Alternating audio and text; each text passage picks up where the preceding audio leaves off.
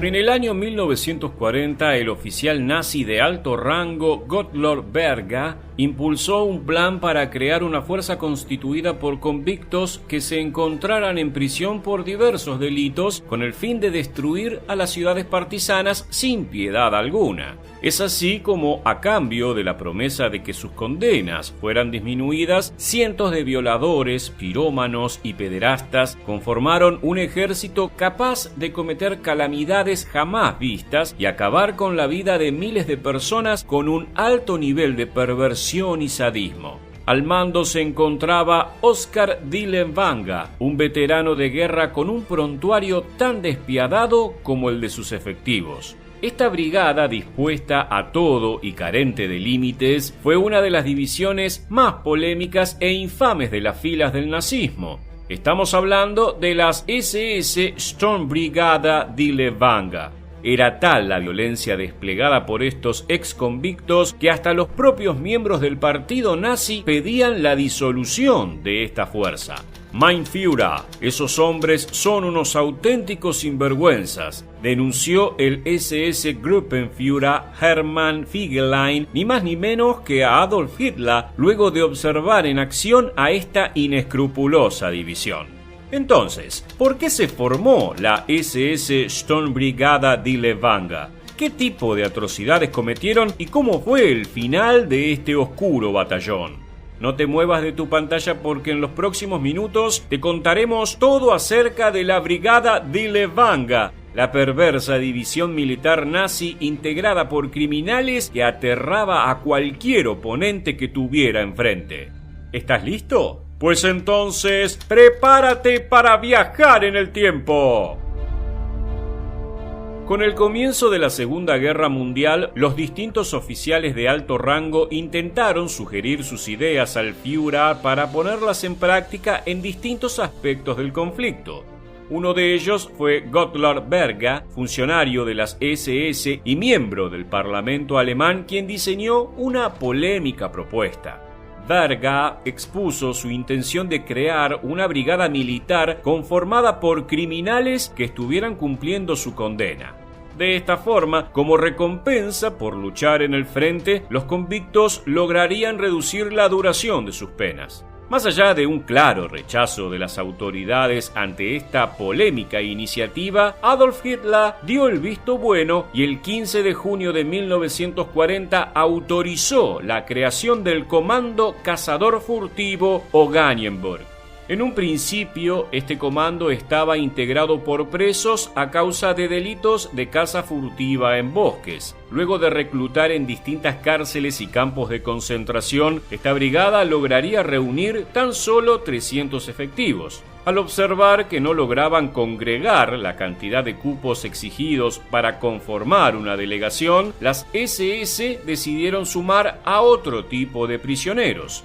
Es así como la brigada incrementó su cantidad a aproximadamente 700 soldados, pero ahora también estaba integrada por violadores, asesinos y pederastas, entre otros. Durante el mes de septiembre, Berga nombraría como líder de esta tropa a uno de los hombres más temidos de Alemania, quien justamente terminó dándole el nombre final al batallón. Hablamos de Oskar Dillenwanger, veterano de la Primera Guerra Mundial, condenado a 2 años de cárcel por abuso sexual contra una menor de edad. Esta pena le valió la expulsión del partido nazi. El historiador Timothy Snyder declaró que en todos los teatros de operaciones de la Segunda Guerra Mundial, muy pocos pudieron rivalizar en crueldad con Oskar Dillenwanger. Sin embargo, más allá de su despreciable fama, su amistad con Gottlob Berga le sirvió para alcanzar el mando de esta brigada que pasaría a llamarse SS Sturmbrigade Dillenwanger. Una vez formada y con la elección de su conductor, el comando iniciaría plan diseñado por Berga. Este consistía en atacar con máxima violencia a los partisanos en el frente oriental. Para llevar a cabo esta tarea contaban con total libertad para atacar a civiles. Como ya te imaginarás, estos improvisados soldados no iban desprovistos, sino que estaban armados. La primera misión llegaría en octubre de 1940, fecha en la que fueron enviados a Polonia a enfrentar al enemigo. Poco tiempo transcurrió desde su llegada y la localidad de Lublin logró convertirse en la primera víctima de este feroz ejército. Lo primero que hicieron fue incendiar la ciudad y saquearla. Entre las inhumanas torturas que llevaban a la práctica, destaca por su crueldad la de desnudar y golpear a las mujeres para luego inyectarles un pesticida y observar las convulsiones que lentamente las llevarían a la muerte. Sin embargo, Friedrich Wilhelm Krüger, jefe de la policía local de las SS en Polonia, denunció el salvajismo de esta unidad, por lo que en 1942 sus integrantes fueron trasladados a Bielorrusia. Asentados en su nuevo destino, el abuso de poder continuó siendo su leitmotiv.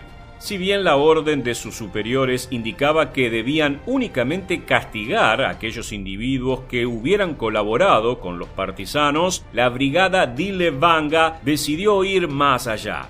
Por ejemplo, encerraban a sus víctimas en graneros para luego prenderlas fuego y realizaban exterminios masivos en campo abierto y con ametralladora en mano. En sus primeros meses de actividad, este batallón había asesinado 30.000 civiles eslavos y más de 8.300 judíos de la ciudad de Baranovichi.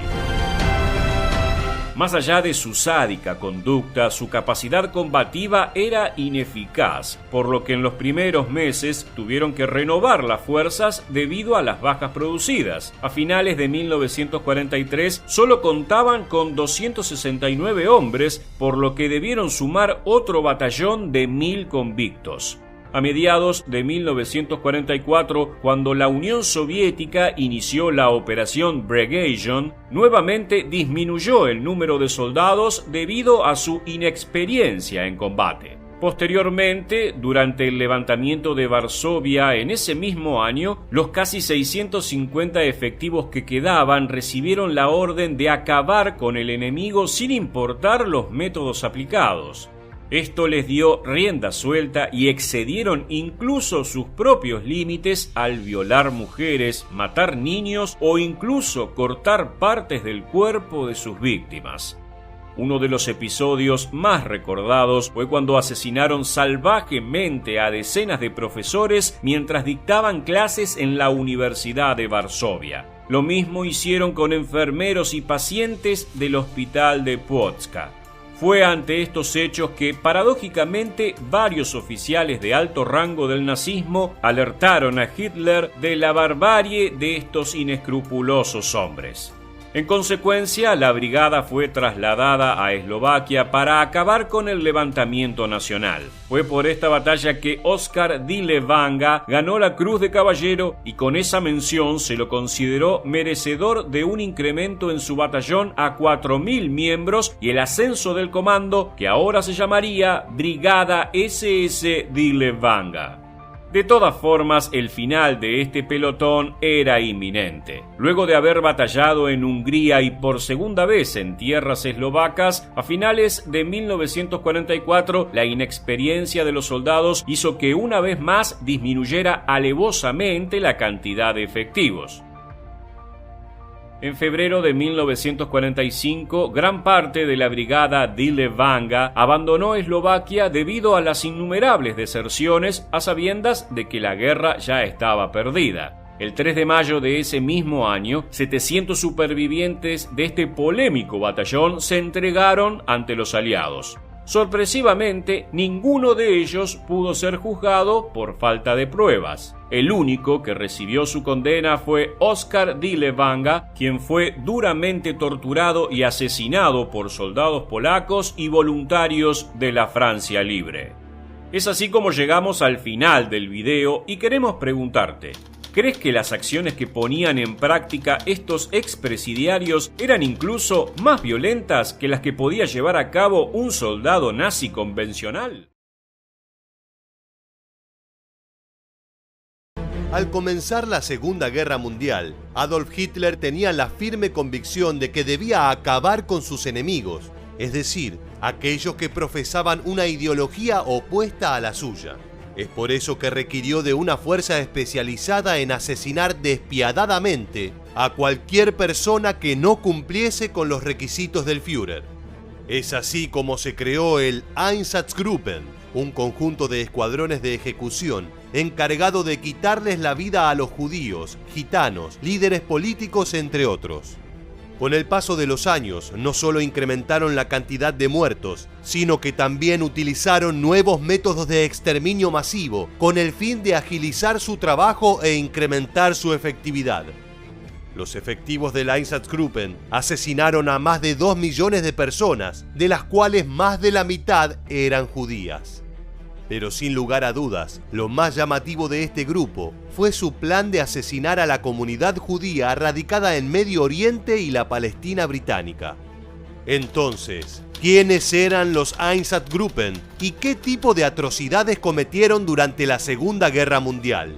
No te muevas de tu pantalla porque en los próximos minutos te contaremos todo sobre este inescrupuloso comando nazi dispuesto a acatar las órdenes de Hitler y acabar con las etnias, clases y religiones que consideraban inferiores. ¿Estás listo? Pues entonces, prepárate para viajar en el tiempo.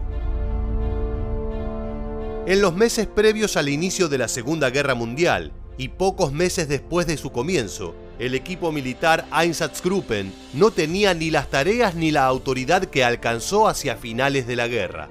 Al principio no eran más que una sección de la Policía de Seguridad del Tercer Reich, conocida como SIPO.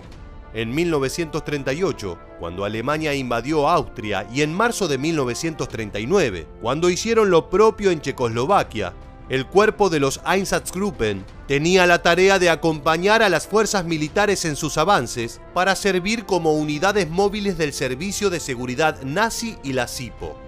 Su primera tarea consistió en descubrir y encarcelar a opositores del régimen nazi.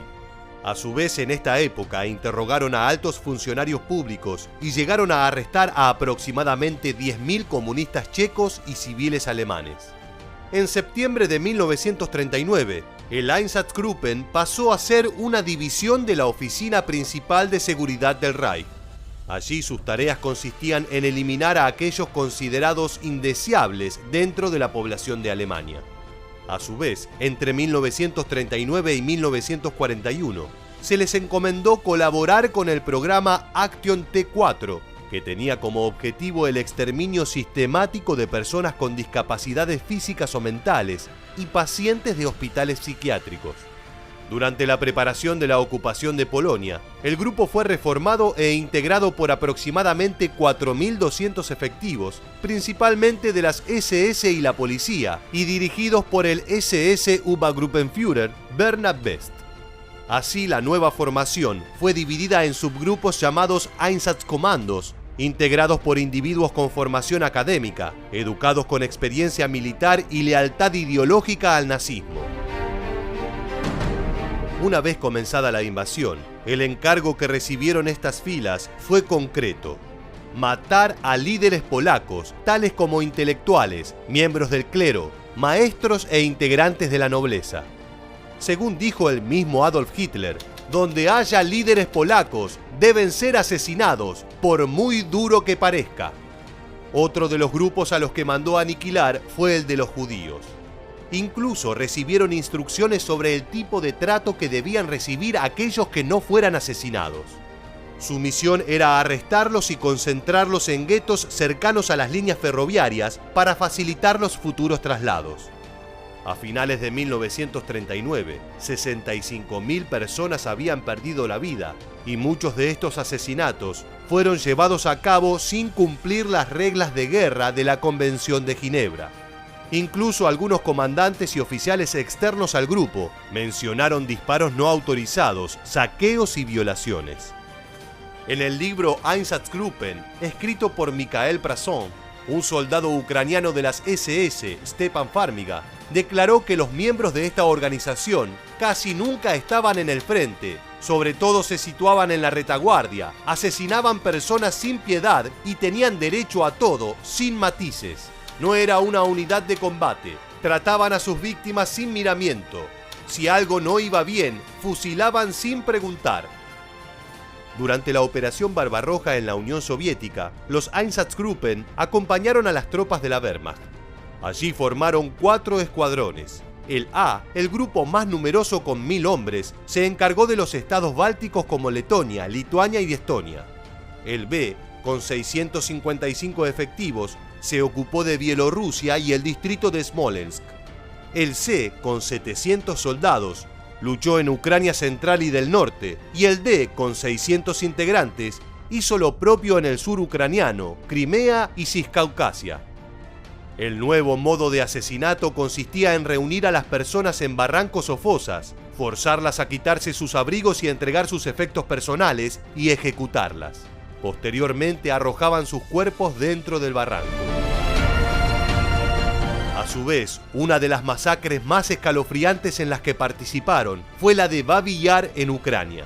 En solo 2 días aniquilaron a más de 33.000 judíos. Por otro lado, en Riga, Letonia, obligaron a las víctimas a cargar hasta 20 kilogramos de sus pertenencias para luego quedarse con ellas, y en solo 48 horas provocaron más de 25.000 muertes. Otro de sus métodos fueron los ahorcamientos públicos. Los habitantes de las ciudades eran reunidos para presenciar las ejecuciones y así infundirles terror. Sin embargo, los efectos secundarios de esta matanza sistemática no tardaron en llegar. A pesar de estar bajo la influencia de grandes cantidades de alcohol, el contacto cara a cara con la víctima y las numerosas ejecuciones diarias que cada individuo realizaba, llegaron a provocarles problemas de salud tanto física como mental. Esto, sumado a la poca efectividad y la lentitud en los procesos de matanza, hizo que en 1942 comenzaran a implementar las cámaras de gas. En 1943 ya habían exterminado a más de 1 millón de judíos y cientos de miles de soviéticos. Ese mismo año, cuando comenzaron a retirarse, buscaron eliminar de la Unión Soviética cualquier tipo de rastro de sus fusilamientos. Es por eso que obligaban a los trabajadores judíos a exhumar los cuerpos y luego cremarlos. Inmediatamente estos trabajadores eran aniquilados. Acto seguido, convocaban a un nuevo grupo de judíos para deshacerse de los restos del grupo anterior y luego los mataban. Es decir, repetían esta secuencia hasta el cansancio. Por otro lado, en el año 1942, se creó una división del Einsatzgruppen liderada por el SS Obersturmbannführer Walter Rauff para aniquilar al 500.000 de judíos que vivían en el Mandato Británico de Palestina y a los aproximadamente 50.000 que se radicaban en Egipto. Debían localizar al mariscal de campo Erwin Rommel, que se encontraba en Medio Oriente, para que diera el aval. Sin embargo, Rauff no logró encontrar a Rommel, y luego de la victoria aliada en la segunda batalla de El Alamein, disputada en la nación egipcia, el plan fue abandonado. A su vez, si se hubiera lanzado la Operación León Marino para invadir el Reino Unido, 6 comandos de Einsatzgruppen habrían sido enviados a dicha región para capturar o encarcelar a 2.300 británicos, entre los que estaban incluidos el primer ministro Winston Churchill, miembros del gabinete, periodistas y miembros exiliados del gobierno checoslovaco, entre otros. Los Einsatzgruppen mataron a más de 2 millones de personas y aproximadamente 1.300.000 eran judías. En la posguerra, 24 jefes de esta división nazi fueron juzgados en los juicios de Nuremberg. 14 de ellos recibieron la pena de muerte. Es así como llegamos al final del video y queremos preguntarte: ¿cómo crees que fue la vida de los Einsatzgruppen tras el final de la guerra, considerando las secuelas mentales y físicas que les dejó esta matanza sistemática? Déjanos tu opinión en la bandeja de comentarios y no olvides suscribirte y activar las notificaciones para conocer muchos más sucesos militares que dejaron su huella en la historia. Gracias por quedarte hasta el final. Nos vemos en el próximo video.